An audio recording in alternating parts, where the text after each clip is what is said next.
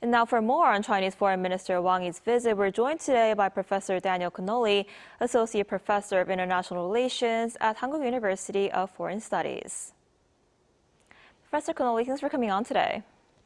Thank you for inviting me. So many analysts expect South Korean officials to ask the Chinese foreign minister to play a more constructive role in bringing North Korea back to dialogue. How do you think the talks will play out? Well, on the surface, there's been some really positive momentum in the development of Chinese and South Korean ties. The leaders met in APEC, they met again in Beijing in January, and just on August 15th, President Xi sent a congratulatory message to President Lee, emphasizing the importance of the bilateral relationships. But I do think it's important to have some modest expectations about the talks. What we're seeing here is kind of a restoration of Chinese-South Korean ties. The kind of THAAD controversy is still looming over this relationship. So I don't expect to see a fundamental breakthrough. Structurally, the parties are still far apart. South Korea is committed to its trilateral relationship with Japan and the United States. And I think Chinese policymakers are aware of this, and they don't expect any change in South Korea's diplomatic trajectory. Conversely, I don't think China has any compelling reason to increase pressure on North Korea at this point. So I expect, modest steps, but no major breakthroughs.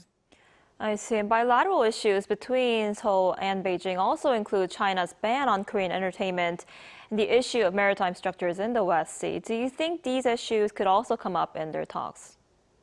Oh, yes, definitely. And I think, though, the fundamental problem in the Chinese-South Korean relationship is South Korea has a lot of asks for China, but doesn't really have a lot to give in exchange. So South Korea wants a relaxation on the ban on Korean entertainment. They want China to dismantle maritime structures in the West Sea. They want China's help to bring North Korea to the negotiating table. All of these things are very hard for China to do. And at the same time, South Korea is very much falling in line with the United States, following the chip restrictions against China, wanting to build military ships for the US Navy. I think all of this is really making it hard. South Korea doesn't have anything to give in exchange for these concessions from China. So I expect maybe we may see some increased talk about person-to-person ties, people-to-people ties, but I don't think South Korean policymakers have a lot of maneuver room to really make concessions that are needed to get these major concessions from China. And Wang's visit comes as Trump says the United States will scale back joint military exercises with South Korea. The Wall Street Journal actually says Trump is pushing for talks with Kim Jong-un as early as this November. Do you think we could see talks between the United States and North Korea actually happen in the near future? Right. Well, North Korean relations with the United States is always something very risky to make predictions about, but I am rather pessimistic. And I think there are several reasons why Trump is doing this, and they don't have much North Korea is not an important part of this reason. So first, he's exasperated with the war in Iran boiling over. So he's trying to maybe make an outreach to North Korea. This will look good for the midterms. This ability to make a deal is what Trump builds his whole persona on. Will North Korea do this? I'm a little skeptical, though.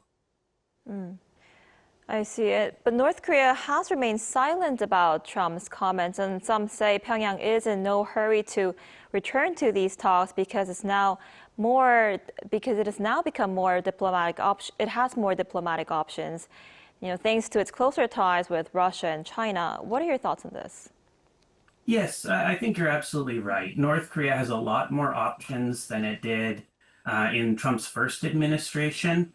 And this is going to make them, China, Russia are much more reliable options than these high-risk talks with the United States. And I think fundamentally, the problem is a lack of trust in President Trump. President Trump has alienated his own allies. He's unpredictable. He's very transactional. North Korea looks at the United States as a high risk kind of diplomatic gambit.